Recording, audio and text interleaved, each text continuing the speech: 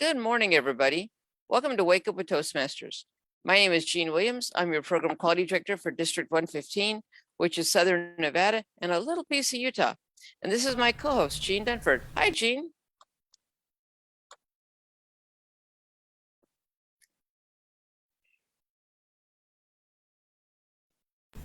Good morning. How's everyone doing? Well, Jean, yesterday you gave a wonderful speech in Vegas Stars, Sundays 2:30, that talked about the 5 things that a person can get out of Toastmasters. So I've asked you to talk to us today about what are those 5 things. I thought we'd just kind of go down the list and use part of our time talking about that, and then wrap up our meeting today with our Mark Your Calendar Monday aspect. And somebody has taken my virtual background. Somebody has taken my part of the newsroom. Somebody's taken my part of interns, and we scrunched up our banner. We're back to the intern battle, but let's unmute you, Jean, and let's hear about the first aspect of things you can get out of Toastmasters. Well, one of the most important things that is important to Toastmasters is time. If you go to a meeting late, and you constantly do that, you're getting in trouble. And if you go to the meeting early, you're waiting on somebody to get there. And if you're giving a speech that's supposed to be 5 to 7 minutes, and you give a 10 to 20 minute speech, then you've taken time. So first thing we learn in Toastmasters is time management. And I think that is a great thing to learn in all fields and all, it doesn't matter whether you're a lawyer or an engineer. The idea of time management, that it is important, it is something that needs to be adhered to. If you're going to start your meeting, say your meeting starts at 7, but Johnny comes at 7:15. And every day Johnny comes at 7:15, so the meeting holds a vote. We're going to change our time to 7:15 so we can have Johnny at our meeting. So 7:15 comes, well, Johnny doesn't come until 7:30 now. Well, geez, everybody says, well, maybe we should make our meeting 7:30. So in a couple weeks, they changed the meeting to 7:30. Now it's been publicized that this meeting's at 7, people are coming at 7, there's no meeting. What are they to think? The meeting's changed its times twice in 2 months. How can you find the meeting? Makes it impossible. Don't you think so, Jean? That exact thing has happened at meetings I've been to, where the meeting started at 8. I get there 7:45, have time to talk to people, chat with people. Then half the people are there at 8. Half the people are there see, well, we see one in the parking lot. Oh, well, I'm sure more will come. Let's just wait a few more minutes until everybody trickles in, which truly is much more disrespectful than you think. It's disrespectful to the people who made sure to be there on time. And the second thing, though, is exactly what Jean just said. The people that are going to be late. So this exactly that same scenario. Oh, well, I know. Well, it's okay. We'll just wait till 5 after. We'll get started then. And then pretty soon, exactly that. Next thing you know, the meeting's starting at 8:30. And you know what? The same people are still in the parking lot and right behind them. Start at 8, 9 o'clock. Exactly the same thing keeps happening. Exactly the same thing keeps happening. So that pretty soon that meeting starts at 9, and guess what? Those same people. So yeah, so that part of time, I agree with you absolutely. Respect the people's times who came there. Now, the only exception I'd say is if you know you have a very, very hard to find venue, and this is the first time you've ever met there, like a special event, like a contest.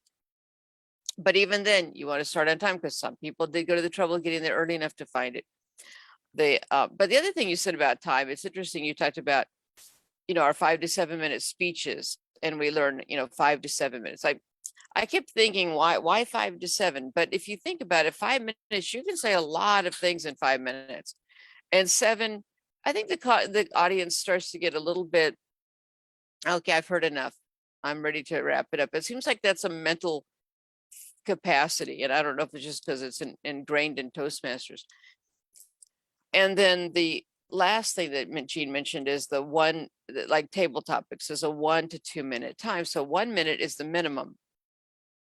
2 minutes and 30 seconds is the max.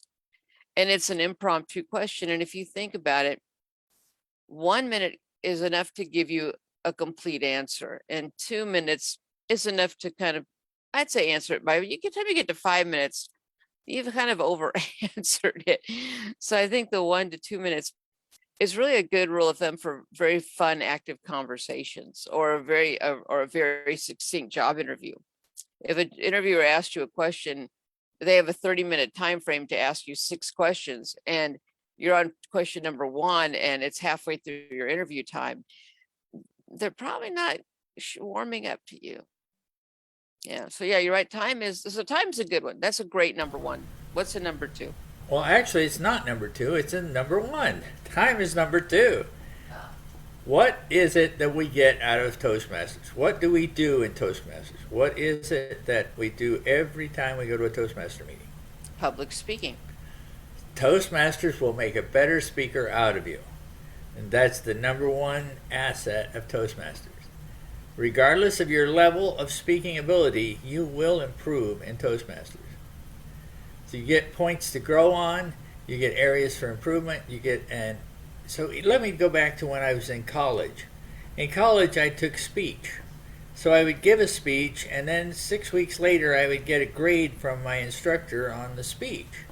Well, I haven't improved in 6 weeks because nobody said, well, you shouldn't say 28 times in a speech. Or perhaps they said, you should get to the point a little sooner. But by this time, I'm ingrained in the way I'm giving a speech. Every time I give a speech, I don't give the 12 points that are there valid. I don't give the 5 to 7 minutes approach.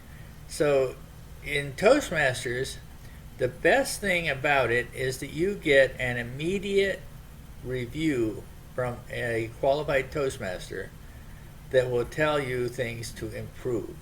They'll tell you what you did well, they'll tell you how to improve, and they'll recap the speech with things to consider for your next speech. But it is always their opinion, and you should take it and look at it and see what you think about it. No Toastmaster has the authority to tell you that you did not qualify for the project you're on. It's not their job. They're to give you their opinion of your speech. That's all it is, their opinion of your speech. I personally prefer the round robin where we go around the room and each person says, I think you could improve by doing this. I think you could improve by doing that. I really liked when you did this. The only problem with the round robin is you have someone who says, I think that if you left out the part about the dog, it would be a better speech. And the next person says, I agree, leave out the part about the dog. And the third person says, yes, leave out the part about the dog. That is not the best round robin I've ever had. The idea is to tell what you thought of the speech, but also to give some new points, not to rehash the points of the first person. So that's our round robin approach. Well, So, let me chime in and talk. Sure, please. Toastmasters doesn't strive to make you a professional speaker. It strives to make you a better speaker. If it results in you being a professional speaker, that is wonderful. Other people just really want to get out of their shell and talk more succinctly and answer questions and do well. Some people join for the interview aspect. Some people join to meet people. So all those things that you can join for, but most people come through the doors for some aspect of public speaking. And so Gene is right. And the thing he mentioned about the class he took in college and mine, the teacher would give you at the end of the week, you'd give a speech sometime during the week. And at the end of the week, she'd just write on a sheet of paper, like B plus, and like make like 2 notes, like hands. Does that mean I used my hands too much? Or does that mean I didn't use my hands at all? Or does that mean my hands were distracting the whole time? What does that mean? And the other one would be something like movement. And then, well, it's right there. I wrote some notes for you. And I honestly, if the only speaking class of sorts that you've been in has been in school, please come to Toastmasters, because I've not met a single person that said, oh, Toastmasters doesn't compare to my high school speech class. No, most people say, oh, I took speech in high school. I'll never do that again. You won't be doing that again, I promise. And the peer-to-peer evaluation, it's not always a much more experienced Toastmaster than you. Sometimes the very best evaluations I've received are from someone who's just met me for the very first time. They've been in Toastmasters about a week and they've just finally seen me speak. And that's some of the freshest eyes on something I've done, that maybe other people have gotten used to the fact that my biggest problem in-person meetings, I plant myself right there and I don't move. I guess I'm afraid of falling down if I move around. I don't know. But because of that, my peers in my Toastmaster club, they've stopped trying. They've gotten used to it. Then a new person comes in with a new idea. Even if you just took a step or two sideways as you spoke to us, they'd give you a new section of stage. And those are the best evaluations. But it is somebody's opinion. But what I do when somebody's giving me an evaluation, if I'm going to give a speech, I try to sit where I can turn easily and see the entire room. So maybe a corner, or if it's on Zoom, of course, everybody's right in front of you. When someone's giving their evaluation, I watch not just that person a little bit, but mostly the whole room. And if every single person goes, yeah, then I know that's what, then I know absolutely, okay, he has. So if the person giving an evaluation says, it disturbed me that you never moved an inch, and the whole audience, then I know, okay, I didn't move an inch.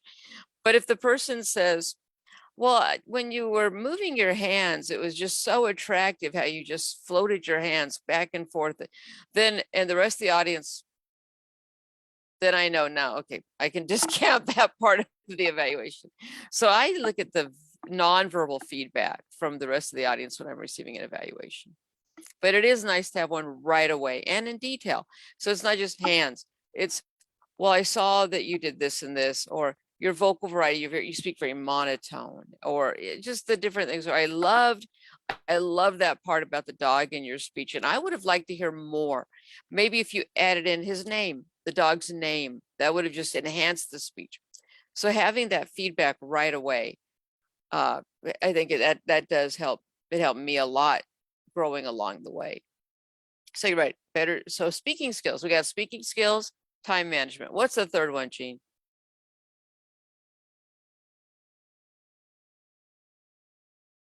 The third one is leadership skills.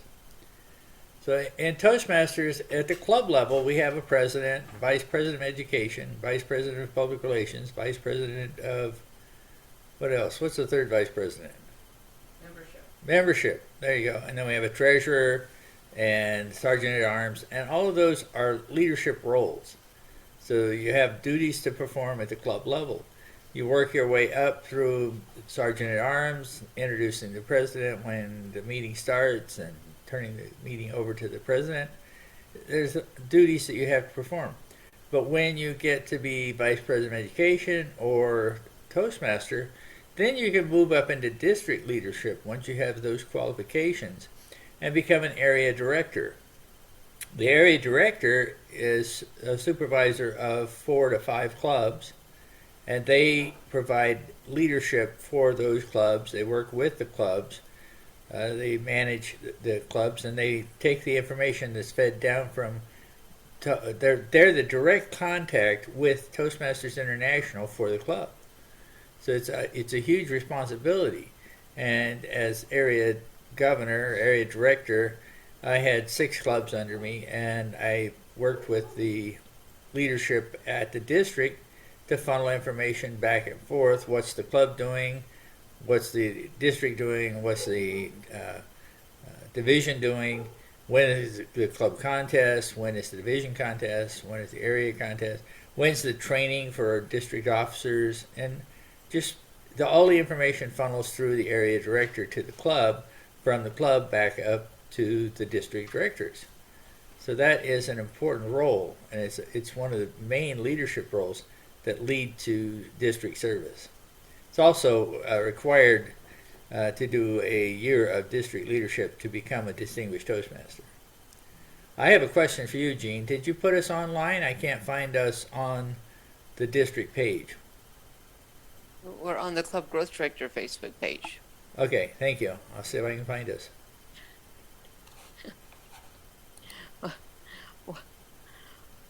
Hopefully we're somewhere.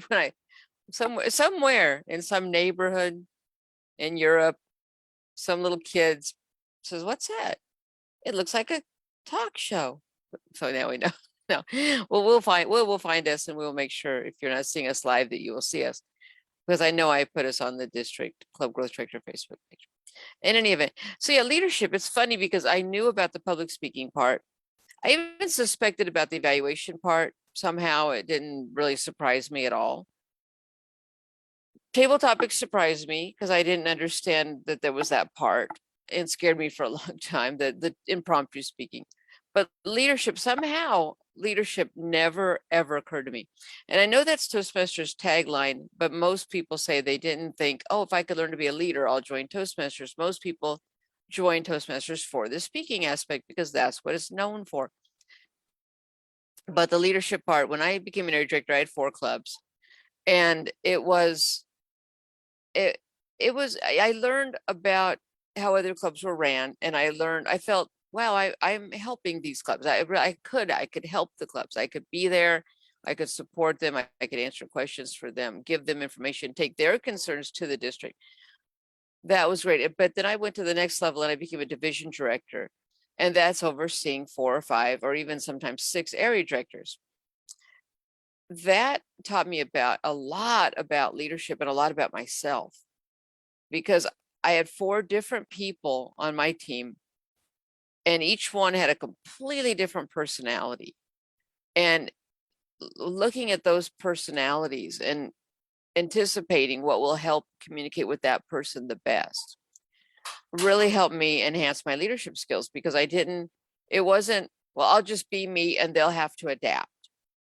I found that I could really be much more effective if I realized, okay, this person's going to seem negative, but then turn positive as soon as I give the rest of the information. This person's going to just sit back and listen. This person's very analytical. This person's going to seem unhappy, but really isn't. And this person is going to seem happy no matter what I say, but even if they're not. So, but as soon as I realized the different personalities and how to communicate with the team by giving all those pieces of information up front, man, I learned so many things being a division director. And if you want to be one, I think you still have until tomorrow to get your paperwork in. So look at that, be a division director. If you've been an area director already, or even just a club president or vice president of education, you can be a division director. So look at that. So yeah, leadership, absolutely leadership. And I never thought I would find it here, but you really do. And you get a chance to hone your skills and start at a very supported club level and keep going up. So yeah. Okay. So I go with that. What's our fourth one?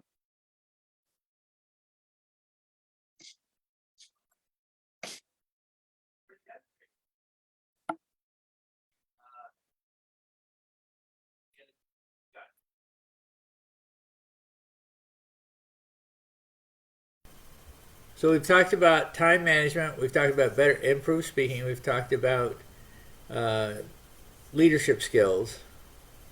So I'm trying to find my page, 5 things you can learn from Toastmasters. Was one of them organization? Just a second, I'll tell you. I have it coming up right here. All right, so we talked about making a better speaker, leadership skills, having fun and making friends. I've got lots of friends that are Toastmasters. And we do lots of meetings together, and we have dinners, lunches, and everything, and we work together on projects for Toastmasters. So you have fun and make friends. That's excellent. Yeah, I could. So we have a neighbor with a dog. So excuse us. It's not ours. It's the neighbors. Yes. So I'm sorry if you're hearing a little bit of a dog in the background. But I think he's saying good morning, good morning. Anyway, I think making friends. It's again. I went in all about public speaking. That was the only reason I joined. The only thing I was going to get out of it. And I didn't think about not just the making friends, but also meeting people of different personalities and sort all of that came up. And then the other thing is that interacting with people on a team, interacting with people if you're working on a team, like if you're an area director, you're working with other area directors to get things done. So yeah, working on a team. Oh my, Gene's popped out. He must be looking for my background. I think he saw the interns walk by on the hallway. But the no, I so I'm sorry. But yeah, getting so now you lost made me lose where I was. Making friends. Yeah, it's funny. You're working on a team with people you never would have probably met, and you maybe wouldn't have been friends with necessarily, but now you're working on a team with them, and now you make friends with them.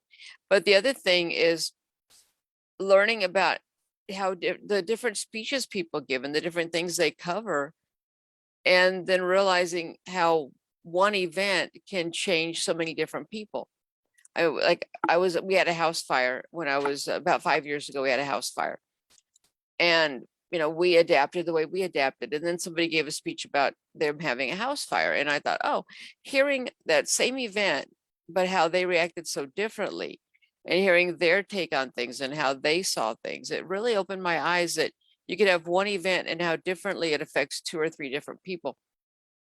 So things like that made me more empathetic, I think, toward people for people. But the other thing was just plain out meeting friends. You meet that person and they seem very shy, and then all of a sudden they open up and tell a joke, and it's just really fun. So one of the other things you get is confidence. As you speak and you give presentations and you learn from other people, you gain confidence in your speaking ability, which is very important. I've seen people who go to a job interview and they stutter a lot, and you can tell they're very nervous and they're just not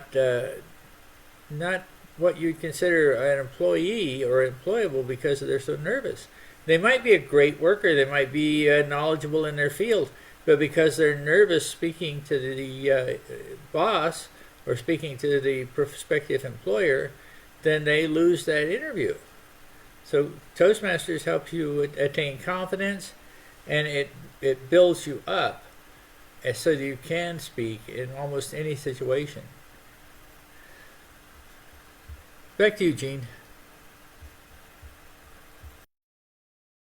I was looking for the flyer about this weekend's contest so I could wrap up with that. Yeah, confidence. I do. That is the number one thing I think. If you ask me, what do I expect to get out of Toastmasters at the beginning of my path, I would have said, I'm going to be a great public speaker. If you ask me now, looking back, what's the best thing I've received, confidence would be my number one. Absolutely the number one. I feel much more comfortable talking to people, more confident walking up, and it's certainly the impromptu speaking, much more confident in a conversation or a job interview. I've done much better in job interviews since I started Toastmasters, got promotions I don't think I would have received, but absolutely the confidence in becoming a division director and leading this team I spoke of, and then us moving ahead with all sorts of goals, and then realizing, wow, I'm leading this group, and that was huge confidence. But then realizing these are volunteers, none of them have to do well. It's not like your boss where you get put on a committee and you have to do something, and you just like so you complain to everybody who listens except your boss, and then you do what you're supposed to do because that's your job. But when you're leading volunteers and you can get everybody on board with a project that nobody's ever done before, that nobody else is doing, and you're just going to take extra work, and you have a team doing it, yeah, that confidence of, wow, I'm doing this, I'm leading a group, I'm helping, we are a team, wow, this is great, I can do this. So yeah, the confidence, absolutely. So that's our 5 things. That's cool. Confidence, let me see if I can remember them all. Confidence, public speaking, just one second, Gene.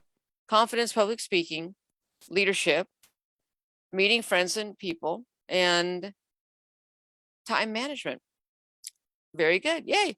We've learned something new. Thank you for bringing that to us. I will put a link on our chat for the LinkedIn article about 5 things you can gain from Toastmasters that will help you in your job.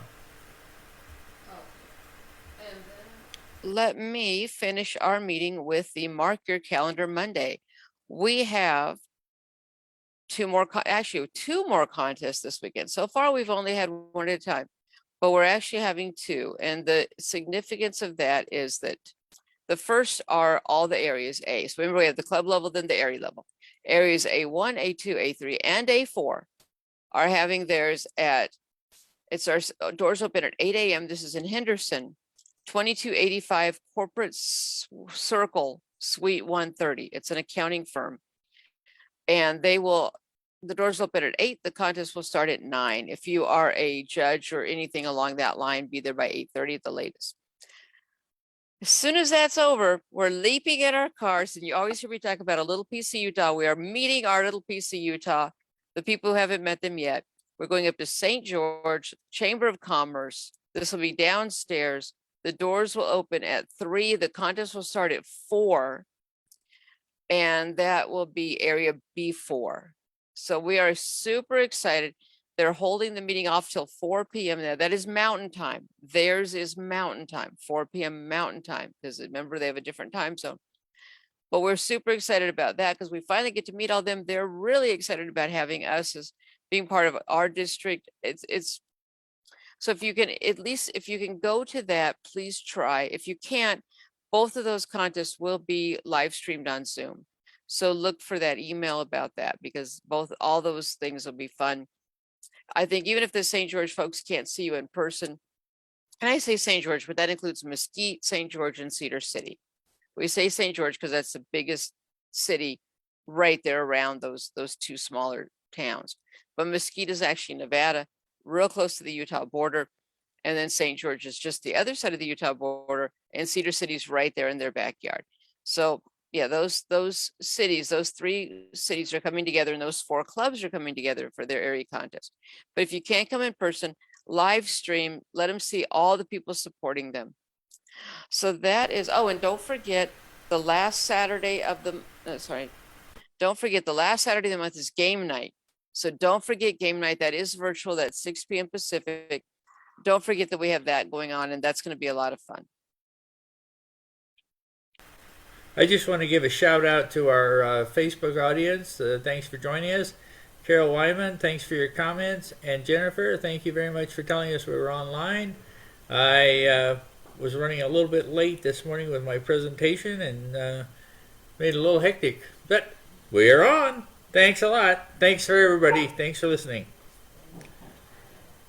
And I think Carol has come to some of the virtual meetings. So it's some of the Zoom broadcasts of the contest. I hope you're enjoying those. We do enjoy you, Carol. And Carol, oh, got a shout out. Carol is our president of Lambda Linguists, and that meets on Mondays at, not that every Monday. Oh no. Oh, but Carol, is it first and third or second and fourth?